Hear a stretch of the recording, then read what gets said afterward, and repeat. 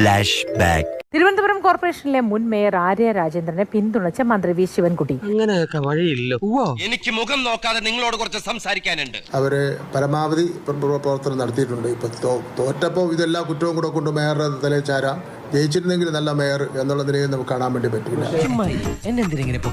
എന്നെ പൊക്കി പറഞ്ഞ് സോപ്പിടാനുള്ള പരിപാടിയാ കള്ളന്മാര്. മേയർ ആര്യ രാജേന്ദ്രൻ പാർട്ടിക്ക് വിധേയമായി കൊണ്ട് തന്നെയാണ് പ്രവർത്തനങ്ങൾ ആകാത്തരം നടത്തിയിട്ടുള്ളത്. അത്രയും വേണോ? ആരോടെങ്കിലും ഇതൊന്നും പറഞ്ഞില്ലെങ്കിൽ എനിക്കൊരു മനസ്സമാധാനം കിട്ടണ്ടേ? A few moments later. Arya രാജേന്ദ്രനെ വിമർശിച്ച് വി ശിവൻകുട്ടി മേയർ എന്ന നിലയിലുള്ള പ്രവർത്തനം അവമതിപ്പുണ്ടാക്കി. അല്ല എന്തെങ്ങനെയൊക്കെ പറയണേ?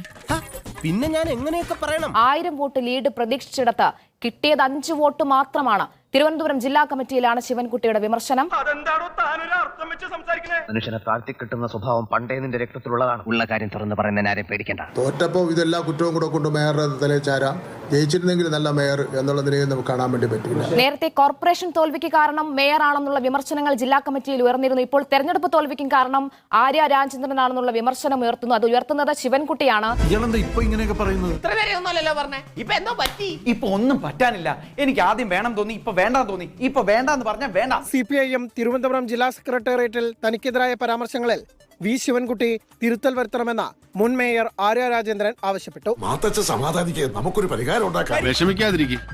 ഇതിലും വലുത് ഏതാണ്ട് വരായിരുന്നു, ഇങ്ങനെ തീർന്നെന്ന് കരുതിയാൽ മതി. മുൻ മേയർ എന്ന നിലയിലുള്ള ആര്യ രാജേന്ദ്രന്റെ പ്രവർത്തനം അവമതിപ്പുണ്ടാക്കിയെന്ന് ശിവൻകുട്ടി തുറന്നടിച്ചു.